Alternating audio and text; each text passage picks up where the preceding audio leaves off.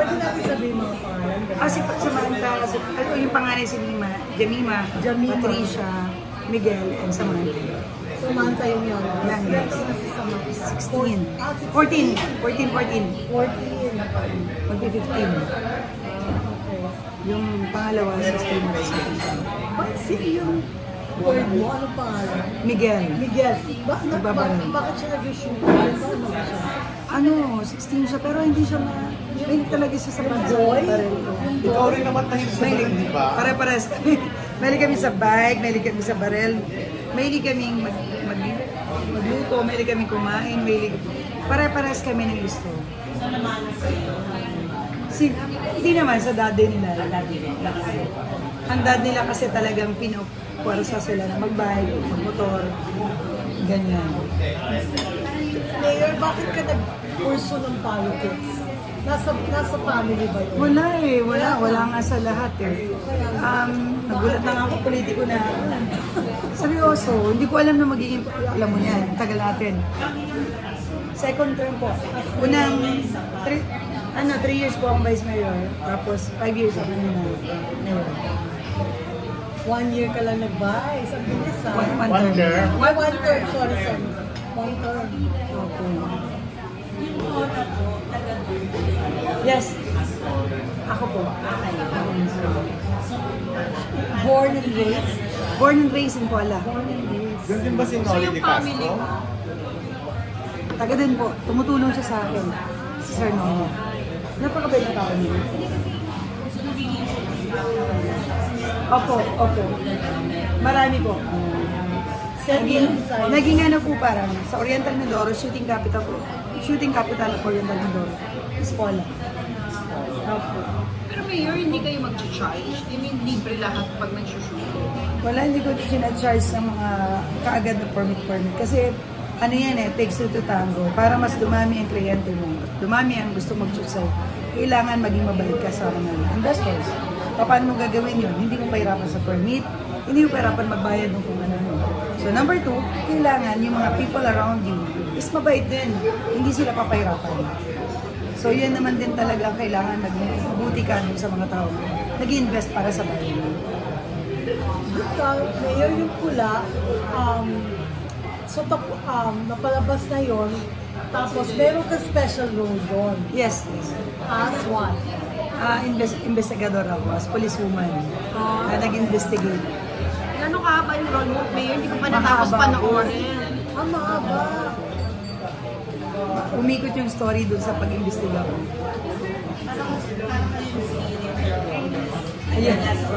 Ayun nga. Pwede mag-shoot. Basta sa Pola lang. Mahirap po sa Manila. Kailangan ang number 1 na pag-politician ka at ikaw ay pag-resolve. Ano na pag Welfare ng tao. Si Dodon Monteverde raw. Yes, mag-shoot na yun. Series. Mag-series. At saka si Rosal, ang kapatid Monteverde. Gagawin yung movie doon at saka yung magsiseries sila ng movie. First time nila. First time nila. Pero taga doon sila.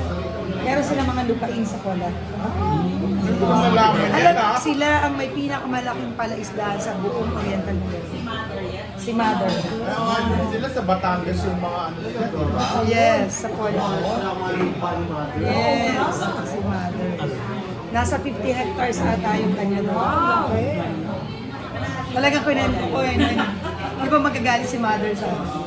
Your feeling na napapanood na sa buong mundo ang Pola dahil sa pula na pelikula.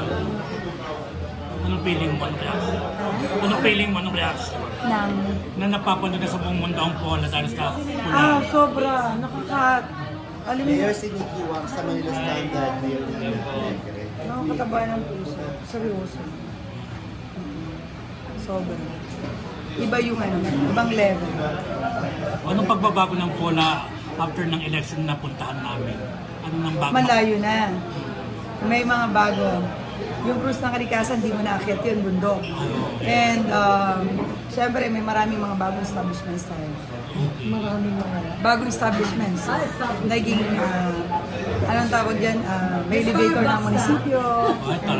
Wala pa naman, pero may mga bagong establishments. Restaurants. Alam mo, ang Pola kasi, kung gusto mo ng lawa, dagat, ilog, gusto mo ng beaches, meron tayo. White sand, black sand, meron tayo. At ang pinagmalapit talaga namin. Ngayon, yung aming mga old houses, meron kami doon. Halos lahat naman, yun talaga pinafocus ko. Yung pinakmalamang mga grove areas na meron tayo, isa yun sa pinagmamayan. Sobrang ganda. Yes, LGBTQ bridge. Hello. Ano ito? Ba't ang ganda mo?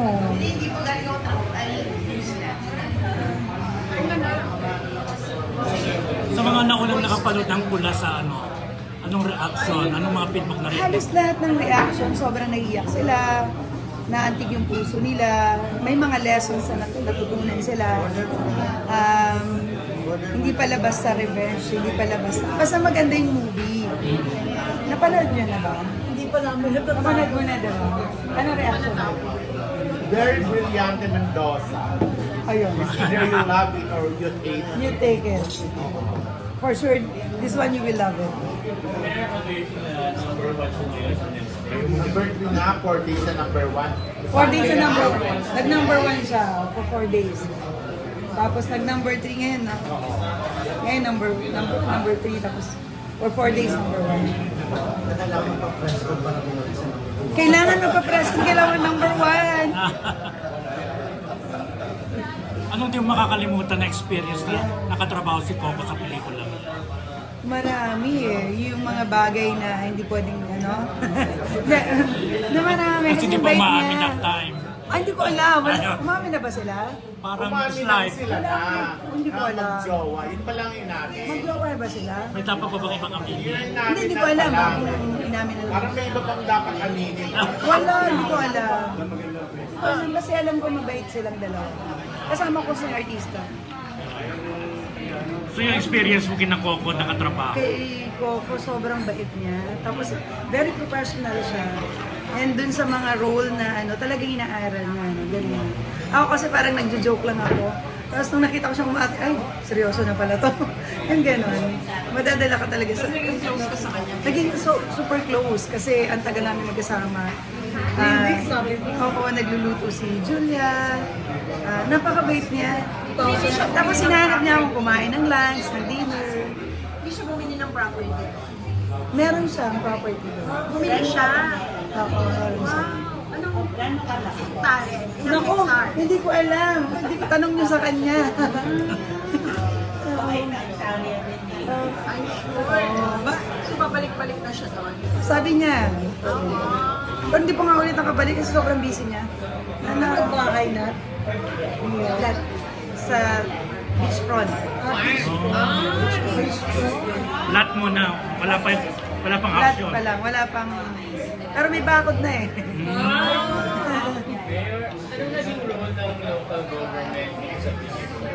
Malaki ang naging role ng local government. Number 1, yung i-support talaga sila na... Kasi during pandemic, sunod yan eh.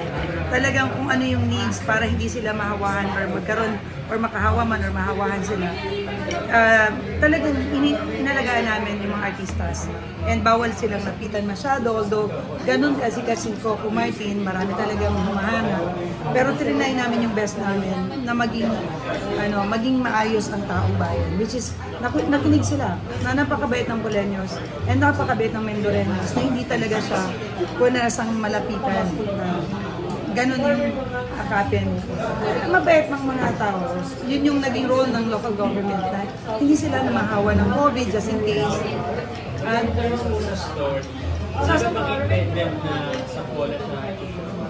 ang naging maganda doon, yung title ng movies, Pola. Pula. Which is ang barangay namin sa bayan ng Pola. Yes, may barangay po kami na Pula. Barangay Pula, bayan ng Pola. So, napakaganda doon. And ang movie talaga, intended talaga for Pola kasi small town ang story niya. Napakaliit ng Pola, maliit na bayan.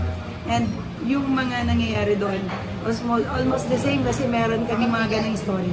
Kayo po ba naglabi na direct na sa mag-action sa No.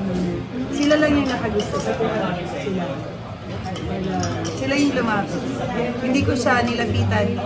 Sila yung lumapit, bigla na lang, magsushoot kami dyan. Ganun, kailan? Next week. Tapos, ganun kabilis. Lahat po na pag-shoot, wala talagang charge. Well, hindi ko sila charge.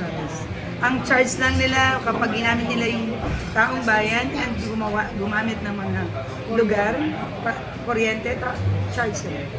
Sunod-sunod yung mga projects yung direct brilliant. Yes. Nakailang movie siya. Yes. Yung nauna eh. And yung isa, yung bahay na pula, pula din yun. Pula pa rin. Diba? So bahay na pula, ngayon pula na movie. As in, barangay namin. Ilang pelikula na nagawang kay Brillante na nandun? Dami, more than 10 na ata. Dami Ay, na. talaga? Yes. Daming movies. Sisi. Yung Palita. Hindi yun nandun si Mayor talaga sa pelikula ni Nandun Direk. ako. Lahat Hindi yun? naman ano yun ex-deal. Oo. So, atin na talagang napunta lang.